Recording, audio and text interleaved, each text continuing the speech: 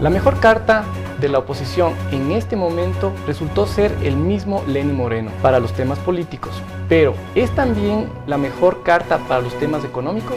Para esto hemos invitado a Mauricio Pozo, ex candidato para la vicepresidencia, catedrático y reconocido economista del Ecuador. Esto es Poder Ciudadano, el poder de los mandantes para conocer lo que están haciendo nuestros mandatarios. Bienvenidos. Bienvenido, Mauricio. ¿Cómo están las acciones de este momento en temas económicos? ¿Qué es lo que está ocurriendo? ¿Son efectivos las acciones, las promesas que está haciendo? ¿Se ha visto ya realizar algo de lo que ha ofrecido Lenín Moreno? Bueno, primero gracias por la invitación. En primer lugar, efectivamente yo creo que en el tema político ha avanzado más que en el tema económico. Creo que ahí se ha visto más compañía entre el discurso y las acciones adoptadas. Creo que falta obviamente mucho por hacer, pero estamos, creo yo, un poco más adelante que en el área económica. En el área económica yo creo que los pronunciamientos, las declaraciones, los mensajes han sido favorables, han sido correctos. Ha hablado que hay una crisis económica, el reconocimiento que hay una crisis, que hay una situación crítica, porque esa es la forma como se ha expresado el presidente. Creo que es un paso adelante, primero saber que sí hay un problema. O sea, cambió el tablero con relación a lo que estábamos viendo. Claro, porque antes. Si uno no reconoce que hay un problema, no lo va a resolver nunca. Totalmente, claro. Entonces yo creo que es un avance. Se ha hablado de austeridad, se ha hablado que la empresa privada es el motor del crecimiento, se ha hablado que hay que reducir el gasto público, se han dado mensajes a mi criterio favorables. Y estamos de acuerdo con lo que dice en cuanto a que la deuda es de acuerdo a las cifras que él comenta que son. Yo envié unas cifras en la propuesta del programa económico que yo le ofrecí al país una vez terminada la primera vuelta electoral y conocidos quienes iban a entrar a la segunda vuelta. Y lo cumplí, le entregué, está en manos del presidente Moreno.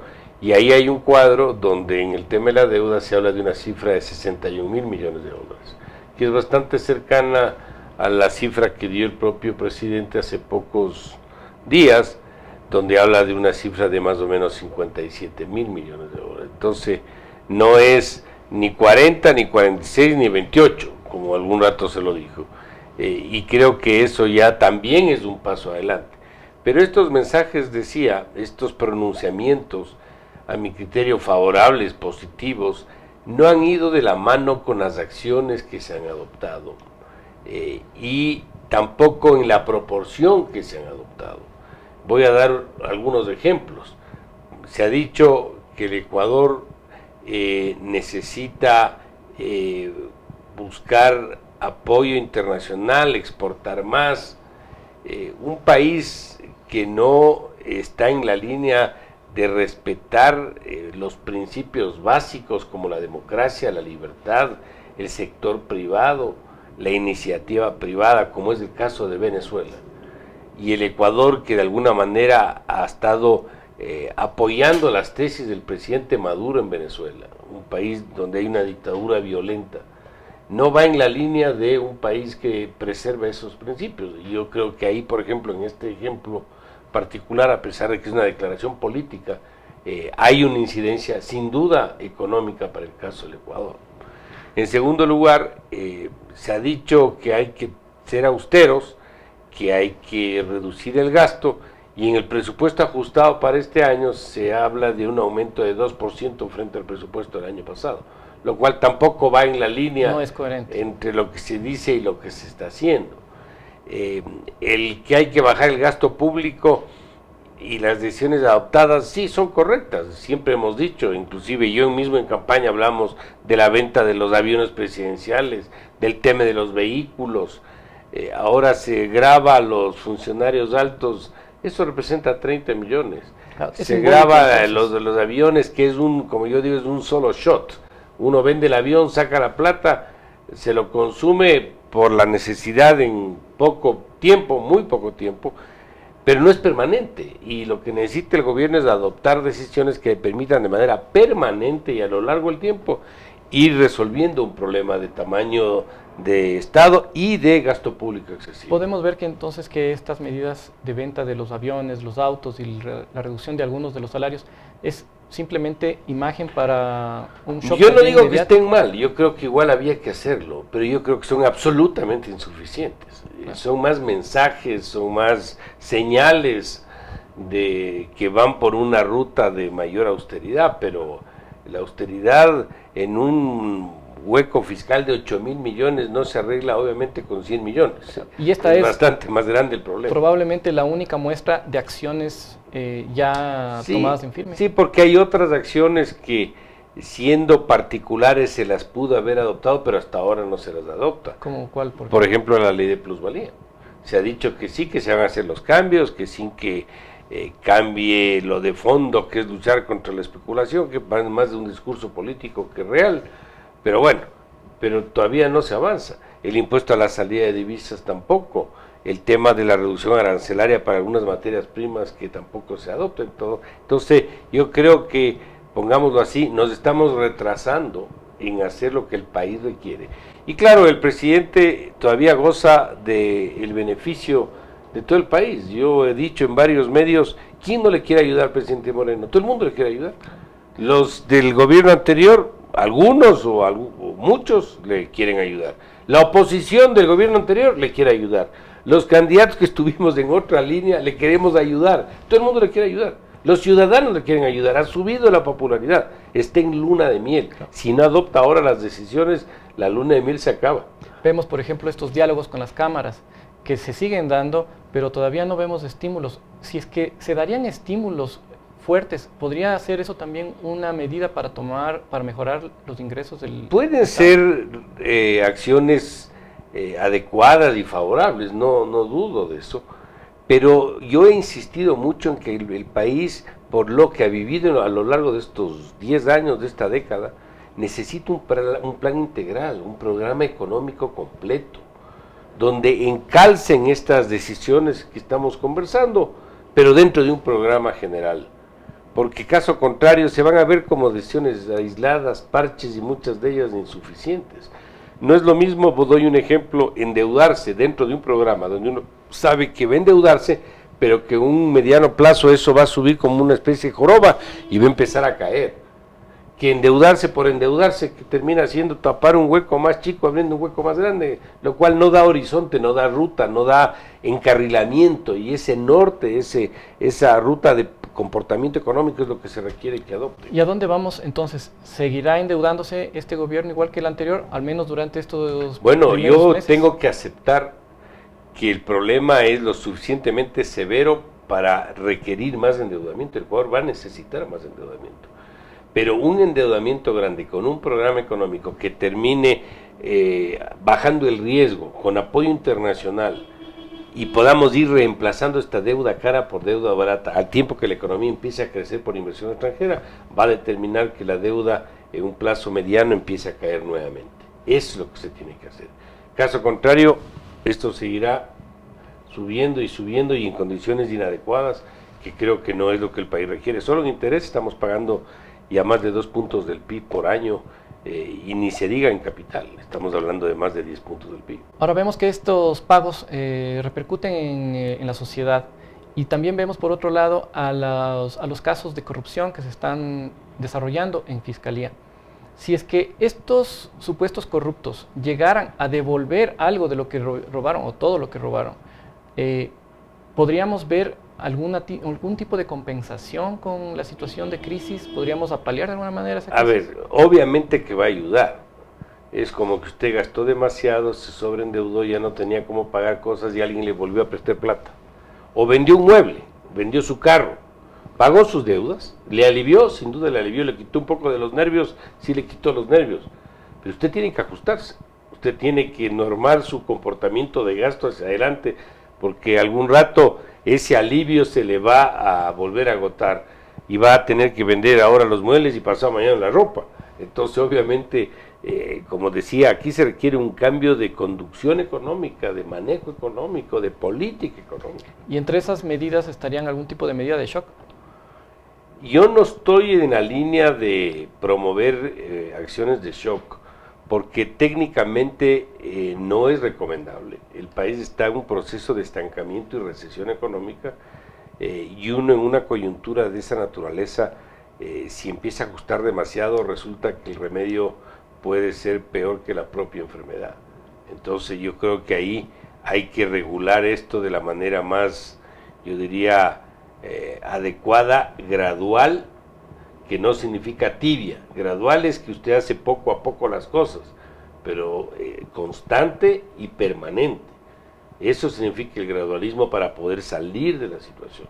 Entonces yo creo que esa es la manera en este momento de ir ordenando las finanzas públicas con una meta fiscal, poco a poco reduciendo el tamaño hasta llegar a esa meta, y al mismo tiempo con decisiones que permitan que el sector privado reciba algo de oxígeno para que pueda seguir produciendo, contratando gente y ayudando, por ejemplo, el tema del empleo.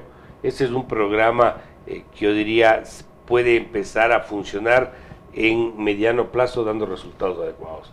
Pero caso contrario, vamos a estar de tumbo en tumbo esperando de que el día de mañana diga algo de la plusvalía, o el día pasado diga algo del arancel. Eso no es una política económica sana, es un programa con un solo discurso y un solo vocero. Y ahí sí tengo yo serias preocupaciones, porque yo no veo que el equipo económico que está ahí va a acompañarle al presidente Moreno en esta ruta de cambio de la conducción económica. Son lamentablemente las mismas personas que estuvieron en una línea absolutamente nefasta en manejo económico como fue la del gobierno anterior. ¿Y por qué cree usted que ha conservado el mismo equipo económico? Tal vez será un mensaje que quiere dar al grupo político anterior o a la ciudadanía.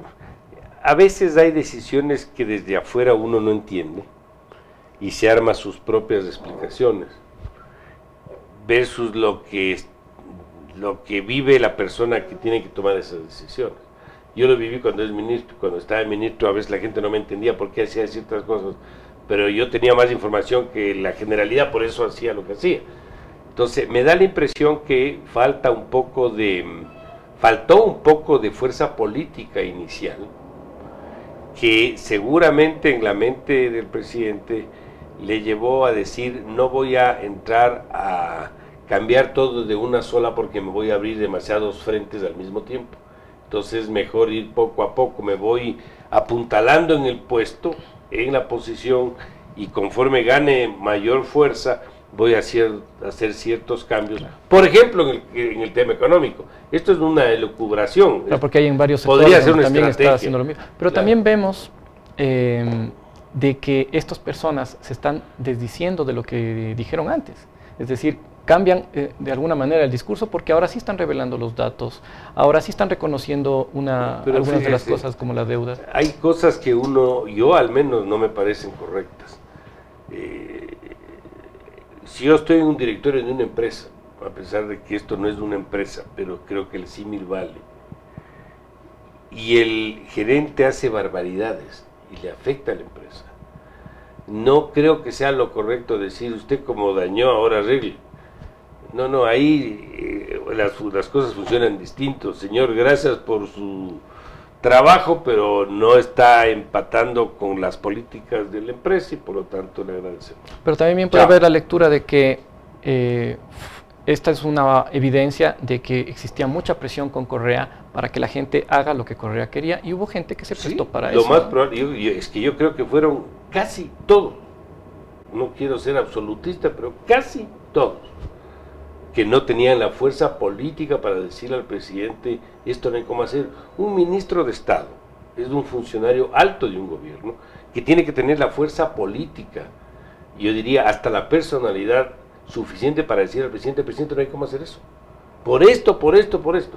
El presidente no puede saber todo de todos. Que parece que en el gobierno anterior sí parece que quería saber todo de todo. Pero decir: no hay cómo hacer esto por estas razones. Ahora, y si no está de acuerdo y no está de acuerdo conmigo, pues tendré que retirarme. Pero así funcionan las cosas. Y eso es lo que a mí me preocupa de este equipo. De que usted les puede obligar a hacer otra cosa. Pero no es lo mismo cuando usted le obliga a una persona a hacer algo que no quiere hacer o no cree.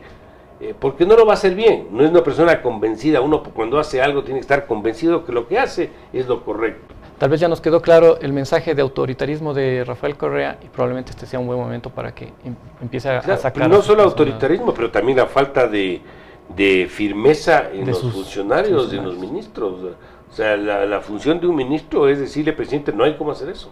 Y probablemente también esta evidente falta de acciones y en vista de que no se están tomando las medidas con el tiempo que deberíamos, ¿qué vaticina usted? ¿Qué es lo que cree que va a ocurrir si es que no se están tomando las medidas? ¿Hacia dónde vamos con el país? Bueno, yo todavía mantengo mi cuota de esperanza. Yo creo que la fuerza de las circunstancias, porque así es la economía, a veces les obliga a los políticos y a los gobiernos a hacer cosas que no quieren hacer. Y muchos se han desdicho de muchas cosas que han dicho el mismo gobierno anterior. Habló mal de los bonos global y del mercado internacional, terminó emitiendo bonos y en peores condiciones. Habló mal de los acuerdos de comercio, terminó firmando a última hora, aunque sea regañadientes, con Europa. Habló mal de los multilaterales, terminó accediendo a recursos de ellos. O sea, se deshizo en mil cosas. Y que le entrega la soberanía, hizo la operación que hizo con la empresa Schlumberger, es decir, hizo muchas cosas distintas y peores.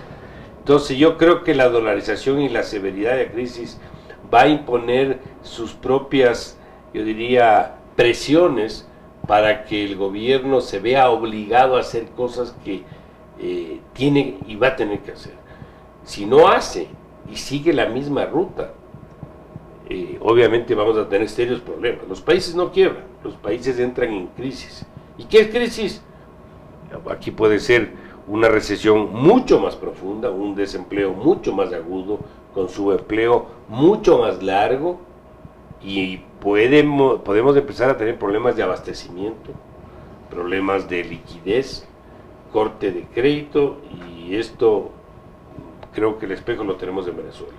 Yo creería que no podemos darnos el lujo de hacer las cosas que nos lleven a una situación así. Menos mal que estamos dolarizados. No quiero ni imaginarme esta situación o la falta de decisión política con moneda nacional. Y justamente sobre la dolarización, ¿nos podemos nosotros sentir seguros con la dolarización? ¿Es en realidad algo que debemos proteger o es la dolarización la que nos está protegiendo ahora al Ecuador económicamente? Porque de alguna manera al gobierno le convino tener una dolarización. Si hubiéramos tenido una moneda nacional, probablemente la especulación hubiera sido terrible y el diferencial cambiario estaría por los cielos, como ha ocurrido ya en Venezuela, porque la confianza país es muy mala, pero eso no ha ocurrido. ¿Es gracias a la dolarización? La dolarización nos ha blindado frente a crisis políticas. Ya vivimos crisis políticas. Recordemos lo que pasó, la dolarización tenemos del año 2000, son 18 años. Nace a base de una crisis política. Claro, y durante el proceso hubo crisis política. Claro. ¿O no le votaron al expresidente Gutiérrez o al expresidente que estuvo poco tiempo, no, que vino el problema del expresidente Palacio? Claro que hubo crisis políticas. Todo lo que hemos vivido en las últimas fechas. ¿Usted se imagina eso con moneda nacional? Lo que habría pasado es que el tipo de cambio se hubiera ido a las nubes. Hubiéramos perdido reservas. Para no perder reservas, las tasas de interés habrían tenido que elevarse. La inflación, por lo tanto, se habría disparado y el salario de los ecuatorianos en moneda extranjera se habría diluido. Eso ya vivimos, no es un tema nuevo. Podríamos decir que la dolarización les benefició políticamente. Nos ha ayudado a todos, al gobierno y a los ciudadanos. Y por lo tanto hay que crear las condiciones necesarias para que esto perdure. Me dirán técnicamente, y en eso estoy de acuerdo, que es mejor un régimen más flexible, que nos permita manejar un poco los shocks que se puedan presentar. Pero el Ecuador en este momento no está como para darse el lujo de tener esquemas flexibles, peor en tipo de cambio. ¿Desea dar algún mensaje especial, alguna sugerencia? Sí, a mí me parece que los ecuatorianos no debemos perder la fe. Yo creo que si hay una intención de cambiar las cosas.